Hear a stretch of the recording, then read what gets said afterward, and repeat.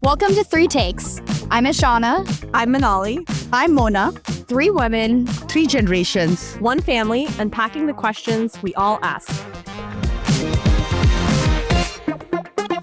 Welcome back to Three Takes. For today's episode, this question stemmed from a FaceTime the three of us had the other day as we were trying to meal prep all of our food for the week, and it brought us to this question of why is feeding ourselves such a daily hard decision that we have to make? And we thought that this must be a question that we all think about between trying to eat healthy, trying to also have the 80-20 rule of eating out and indulging while maintaining your goals. So today we really just wanted to have a conversation with each other on how we tackle this question of trying to feed ourselves every day. What is the 80-20 rule? I've never even heard of that. You know how there's a lot of people who want to do these like restrictive diets that are like gluten-free or no carbs, but a lot of that doesn't sustain over time. It almost connects a little bit to the habit episode, that why is it so hard to stick to a habit? With the 80-20 rule, what it says is that if you can follow 80% of your plan, whether it's gluten-free, dairy-free, whatever, you should also leave 20% to indulge in the desserts or in the carbs. And that won't really break the diet as much, and it makes it feel a little bit more realistic to achieve. Oh, interesting. How do you count that? I think about it more of like weekends, I kind of give myself a freebie because weekends is when I go out or when I drink, or I'm like not in the mood necessarily to eat a salad for lunch. So I more look at it as Saturday and Sundays are my cheat days, but I think everyone could look at it differently. Yeah. So for me also, like, I think I travel quite a bit as well. So when I'm home, I think I try to eat more healthier, and because I think I have a routine there. But I think when I travel, in general, I like to try different foods. Some days in traveling, I will have healthy food. Some days I won't. So I think I don't put so much pressure. Of course, I do prefer healthy. I cannot eat all the time unhealthy, fried and those. But I think overall, as far as I'm eating healthy, I'm okay with that. If we maybe look a step back in terms of what food means to us in general, I mean, we are a very food-heavy family. Like, our life and our schedules revolve around food. But individually, is food something that has a memory or a sentiment attached to it for any of you guys? So I think I can tell for myself. For me, food is very important. As soon as I get up, I think about food. Before sleeping, I think about food. Okay, so there is no questions because I think I absolutely love food. Okay, so no, because from two aspects, right? Because as soon as you get up, you think about it. Oh, okay, now you have to prep for code. What is the plan? In the night also, then you think, okay, what do you have? What is left over? What do you have to cook new? So there is always, food is always in the mind. And of course, what kind of cuisine you have and, what is there new, learning new recipes and all that. So I think food to me in general, whether it's a food planning, learning new dish or, just getting to know what is the healthier options, what are good. I think in general, I like to know about food. Do you enjoy food or do you enjoy cooking or do you enjoy all of it? Because I would say like I can appreciate food, but I don't enjoy the prep or cooking. So let me little bit go back. When I was young and when I lived with my parents, I really didn't pay that much attention in the cooking aspect. My mother did most of the cooking, and of course we have the house help and all of that. So I will peek in the kitchen and all of them, but I really didn't pay attention that what it takes to make and prep a meal.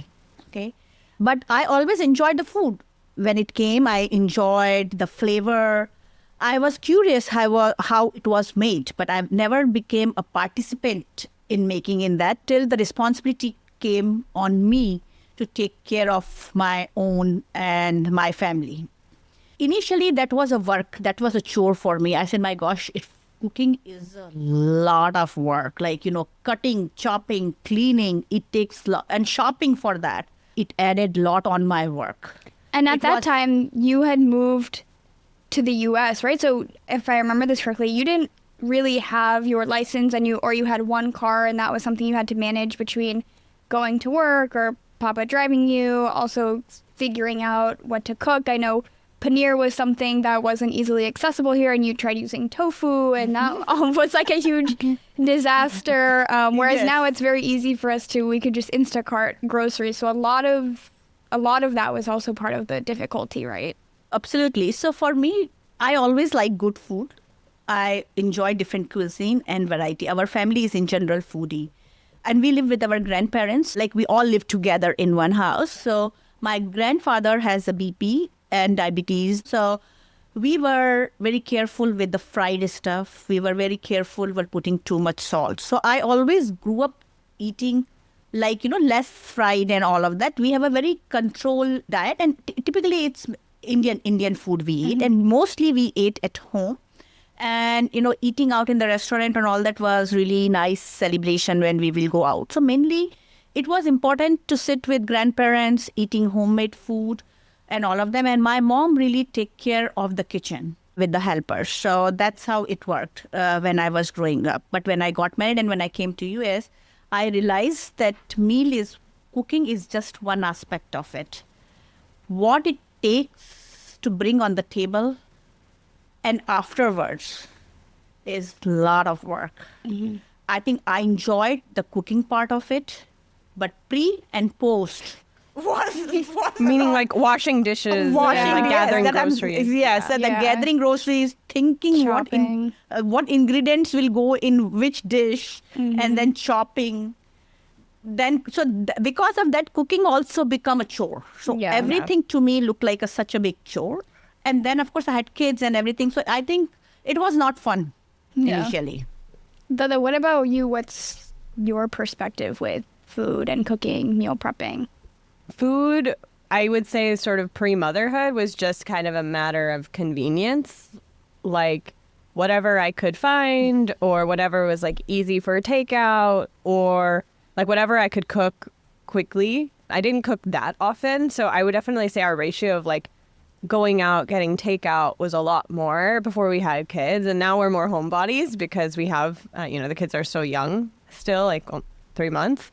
So now we have like hired help that helps us cook home-cooked meals. And I think that has made a huge difference. I'm not going to lie, in terms of, we can eat fresh salads, fresh juice, to be healthy. But at the same time, we can also have like pasta and pizza and but have it home cooked, not takeout. And I do think that makes a huge difference and just in terms of how I internally feel. But to go back to just like what does food mean to me in general, I think the idea of like sitting at a table and sharing a meal, I think just has a lot of special moments because that's where we catch up on each other's day as a family. That's when we go around and like can have like interesting conversations, whether political or just like, what are the trending things happening. I think in general, I associate food with quality time with family.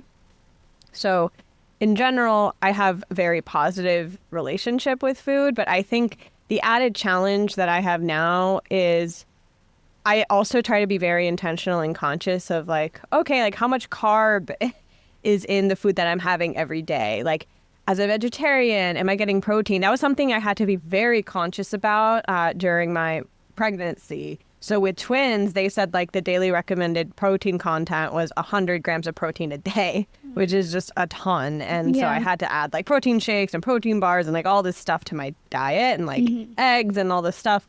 I think it's a lot of effort, not only just in the prep and cooking and all that, but it's also a lot of effort just to be very conscious and thinking about what are the contents of the meal that you're having every single day. I think that can get exhausting. How about you, Ishana? Love food. My life revolves around food. And if I go back to maybe where that stemmed from, I think growing up, food was very much the time we connected. I remember sitting with our grandma and she would watch her Indian cooking shows when she would come visit us in the US, and I would love just sitting there and watching how it gets cooked. Mama, I remember when you were prepping dinner, I would sit on top of the stove and just watch. So I've always been very curious in the kitchen. And so even now, when I meal prep and make things, it's a stress relief for me because I'm fully focused in the process of the cooking. And I personally find it very fulfilling and rewarding to then consume the food that I cooked as long as it's good. But I think the challenge and, the question we're asking today in terms of why it's such a daily hard decision is because it does take time. Whether you have to cook it yourself, whether you have to go and find it, whether you're doing it with friends or your significant other, it does take a chunk of time out of the day. And I think especially living in New York City, I'm in a very busy job. It's a difficult decision because there's a lot of other decisions that I have to make throughout the day. So I try to be intentional about what I eat for lunch. And as much as I would like to cook more, one, I don't have a huge kitchen in New York, so I am limited in space. Second, what I define as home-cooked meals are those like Indian meals we got at home. And I'm not a pro at cooking any of that yet. So I do still rely on a lot of like the food that Mama you give us when I come back home. With time also things changes. So like initially what I thought meal planning is a chore and all that, because that was the first exposure to me cooking was in US, right? Because in India, my mom did, there's a helper and all of that. But now I absolutely loved cooking, and I don't think the prep and the cleaning time is so bad, because what happens that then you also learn how to manage that. Initially, you don't know, it's very overwhelming because for me, at least, I had just started my new life. I started my new career. Then I had kids, then their activities. And then in that, try to do the meal is very difficult. Yeah. So then you come up with ideas of what are fast and quick and healthy and supplement with outside help or takeouts or going out, right? So, and that's also because it's a good change also, we felt. But now I think I do find new learning recipes, trying different things is a lot of fun. And you also, I know, at least with our honor, your sister, you guys bond a lot over this too. And I know a lot of your friends are foodies as well. So it seems like that's also something you have a shared community of, oh, someone tried this recipe, then you get to try it. You can share someone with someone, right? Yes. So I'm really fortunate that all the friends I hang out, they're such a good cook and they share recipes. So we try different recipes, and with my sister, with my sister-in-law, with my mom, even with my mom, we still share the recipes. Like, she will tell me, okay, you do this. And, just the tricks, the mom's tips and tricks, which it does make so much difference. And also what I realized, for me, the food and the meal become more of joy when I little bit shifted. Like before that, for me, the reason it was chore because I really wanted everything to be perfect.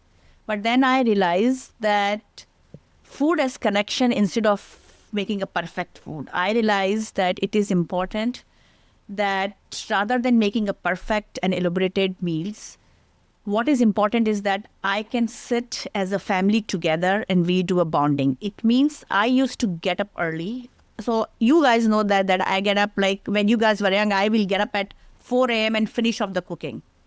Or even now also I like early morning, get up and finish the cooking, because then I want that time with my family. So that worked for me better. Yeah. That's why I did it. And I think what become important is having the meals together, creating that family time, and just involve you guys in the food planning. When that I started enjoying more. As someone who doesn't have the natural inclination towards like being curious in the kitchen like Ishana, or particularly enjoying cooking, like I would say, like I enjoy Thanksgiving meals, or like I enjoy like, making for special occasions. And I definitely have like a handful of dishes that I enjoy cooking and making. But I would say on a day-to-day, like I do find cooking a chore. And I think the reason is I see it as a trade-off because I'm using the time to cook and trading it off for me being able to use my time for something else, which I enjoy more, right? And now, like, especially with the babies, It's like any time away from them and spending time with them, especially now that I'm starting back work.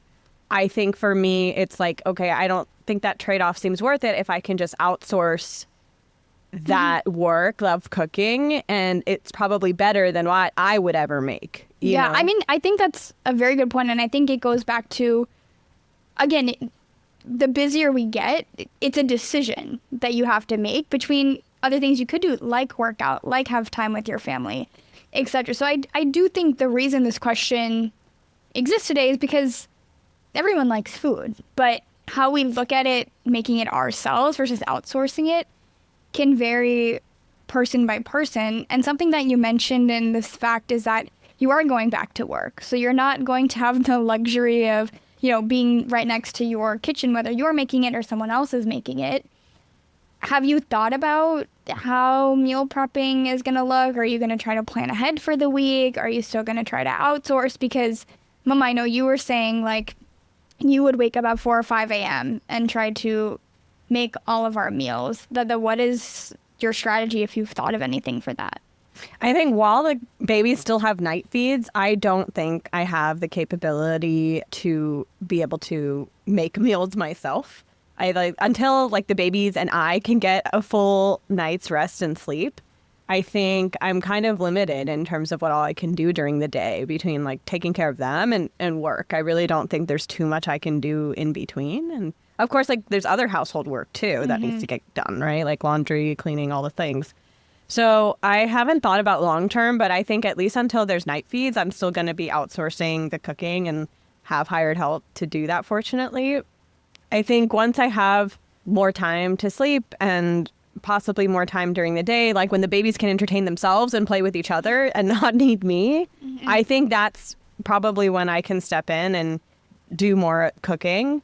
But even then, it's again, it is still a trade-off, right? So it's it's not something I can see myself doing every single day. It's probably going to have to be okay, a couple times a week.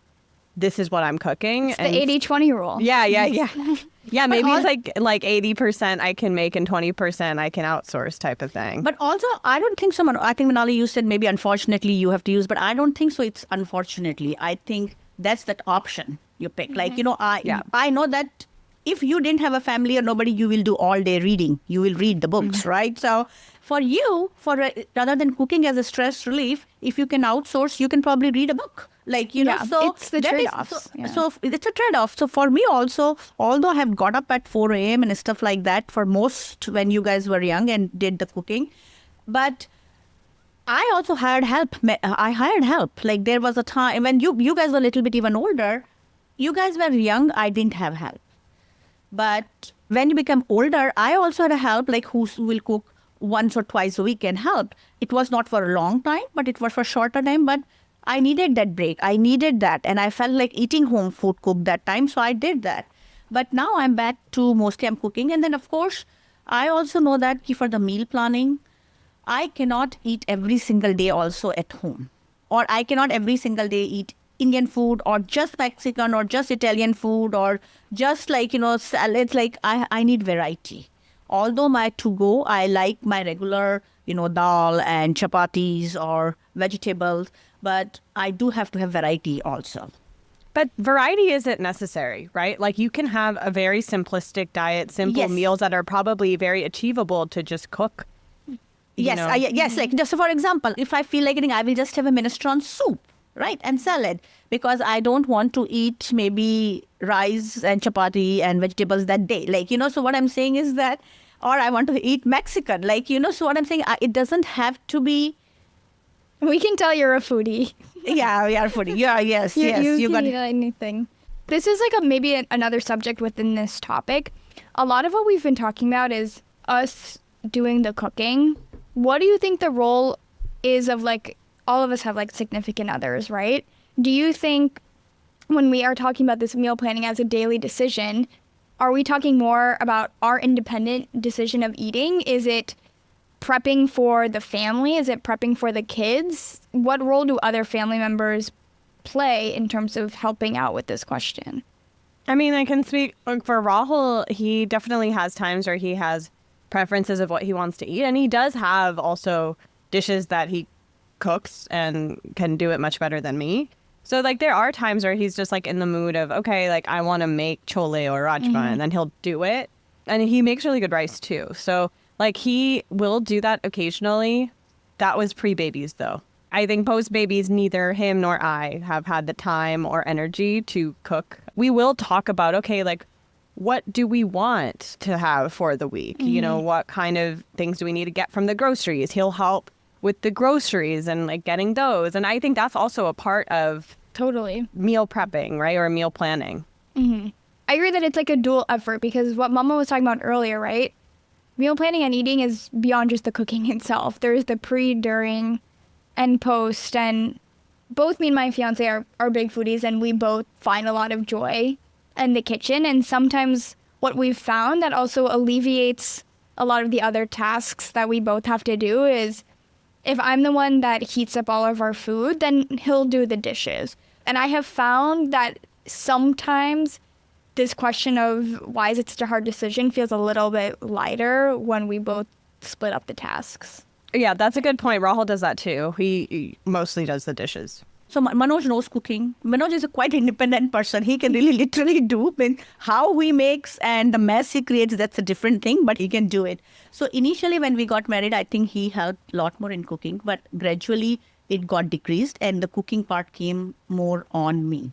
And which I didn't mind because there are many aspects as we started our family, which he took over more than I did. So I never felt that who is doing more in the cooking and meal planning and all of that. So there was a time, but I know that if I'm not there, he will manage his things. I don't have to really, worry about that.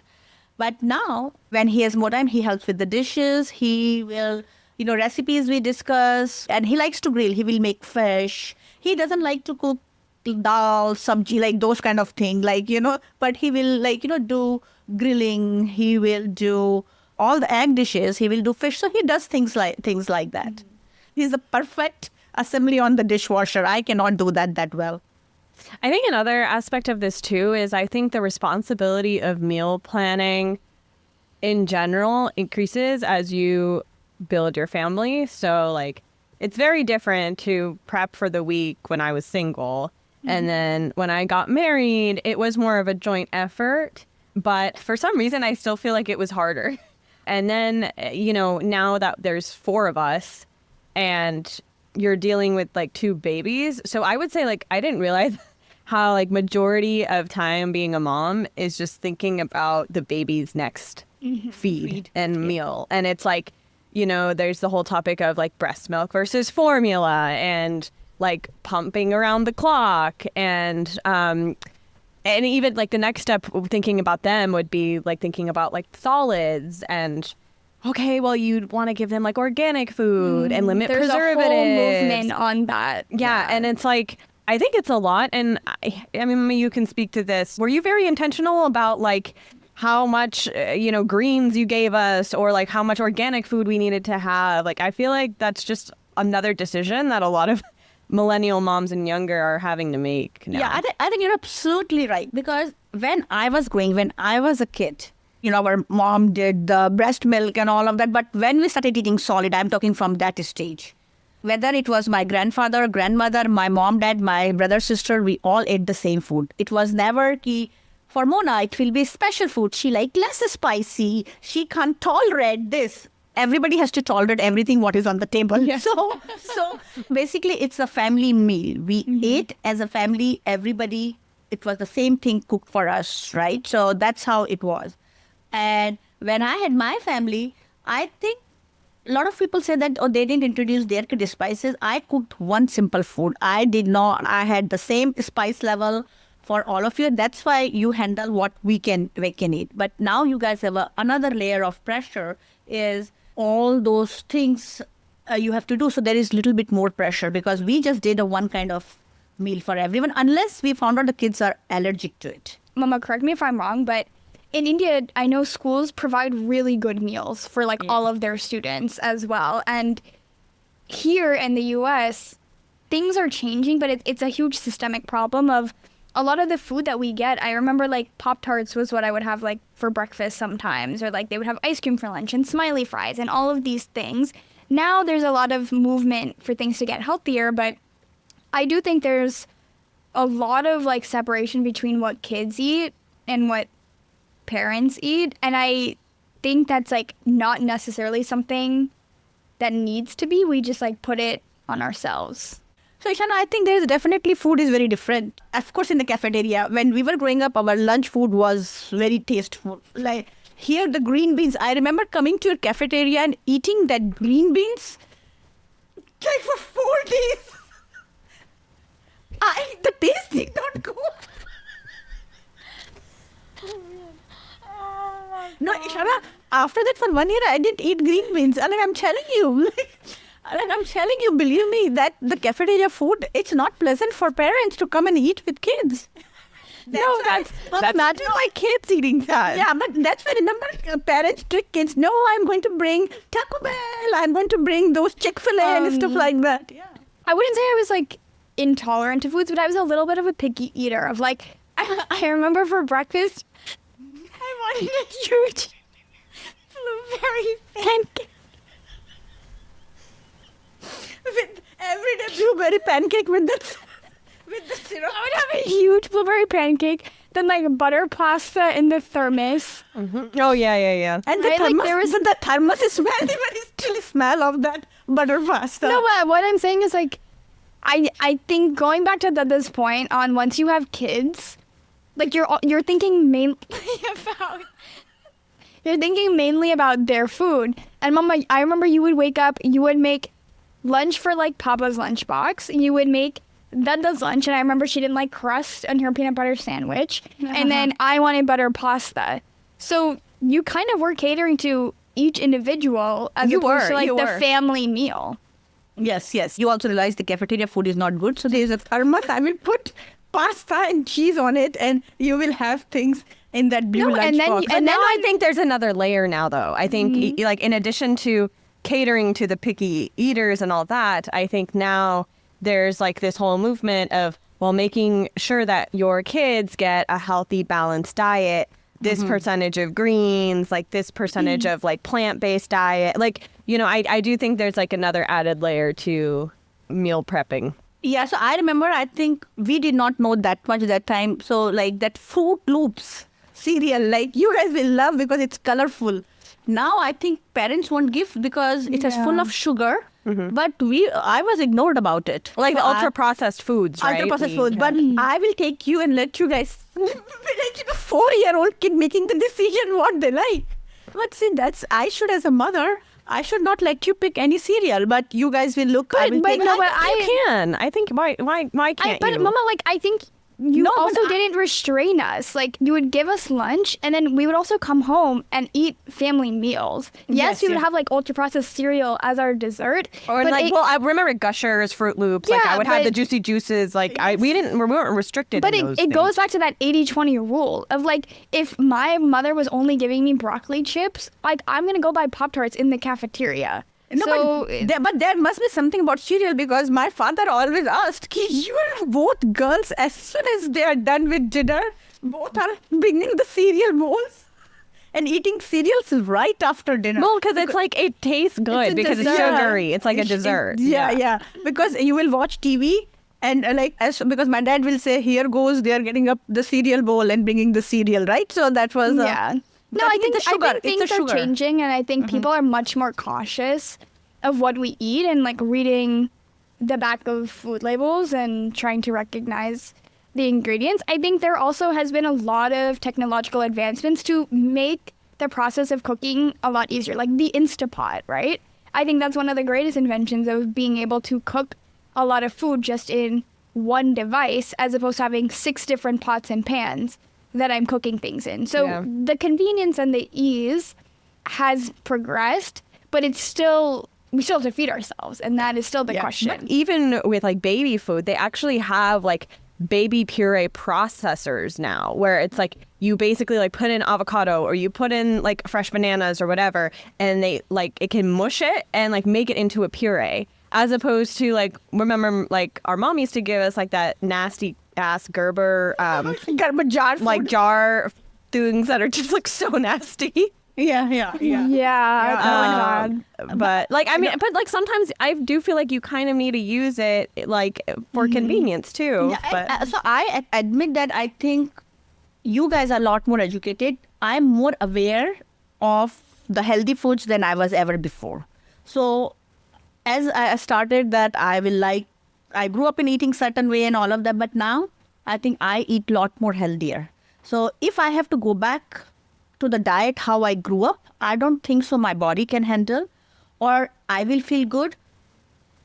And neither it's proportion to what is requirement for my body and for my longevity, like, a healthy life. So I think it's okay. Like, just because I grew up, I enjoyed that for some time.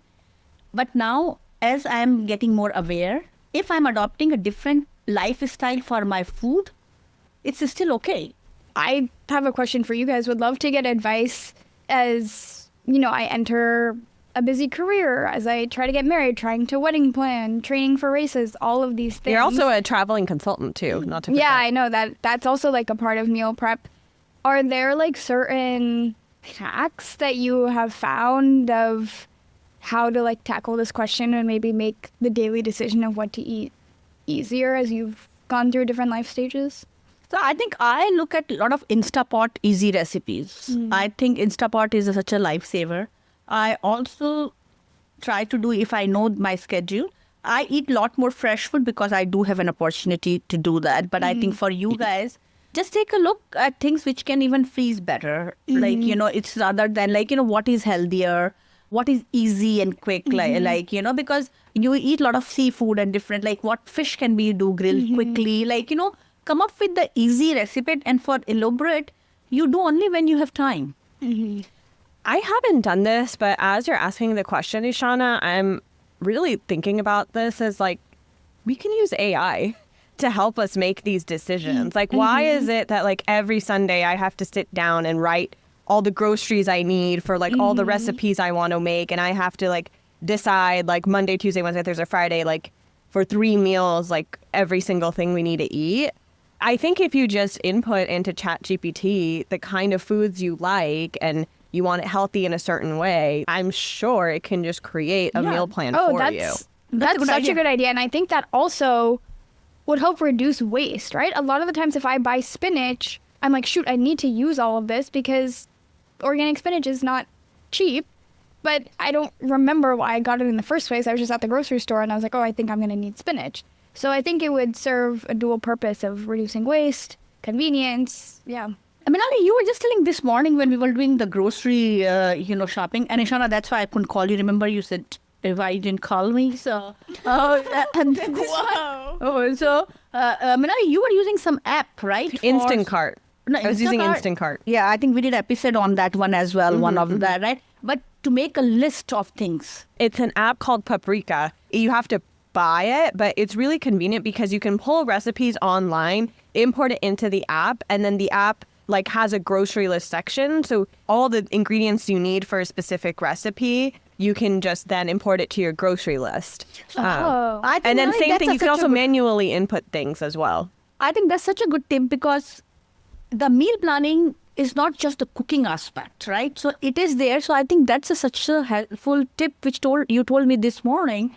I think it will help me also using that app so I can plan, look at the recipes, right there. Otherwise, you're always constantly look. Like I do create the folders, but still having the app and then can look at the ingredients and then export into the, whether Instacart and all of them, it will be a lot more quicker. Should we move into takeaways? Yeah. Well, I learned the 80-20 rule. I didn't know what that even was, but I like it. It's like 80% you stick to, eating healthy diet or whatever that means for a specific person, but then 20% indulgence. I think that's a good rule of thumb.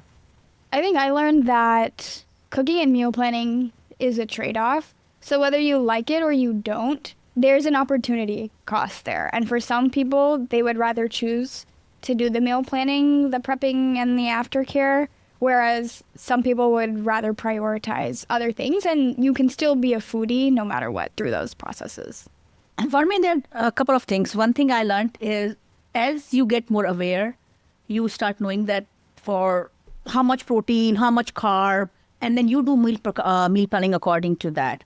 Also, you can try AI and see if it can help and save you time for the meal prep. And that Paprika app you were talking about with the recipes and the ingredients. I think just little tips might help me with at least time management for me. Great. Thanks so much for listening for this episode. We really, for this episode, would love to hear any cooking hacks, tips, and tricks that have maybe made this question a lot easier to answer for any of you all. You can contact us on Instagram at 3takes, visit our website at 3takes.com, or email us at connect@3takes.com. Thanks for joining us on 3 Takes. If something we shared sparked a new thought or opened up a conversation with someone you love, we want to hear about it. DM us on Instagram at 3takes, email us at connect@3takes.com, or visit us at www.3takes.com. And if this episode meant something to you, share it with another mother, daughter, or sister in your life. It's how we grow and keep the stories moving. With the question of why does feeding ourselves feel like such a... Mama, what are you doing? Your camera, I think you're moving your mic or something. It's so loud. It sounds like a fart. Yeah. Oh, sorry, Like sorry. while Ishana was talking. नहीं मुझे ध्यान आया कि mic तो मैंने वो करा ही नहीं है. Okay, sorry.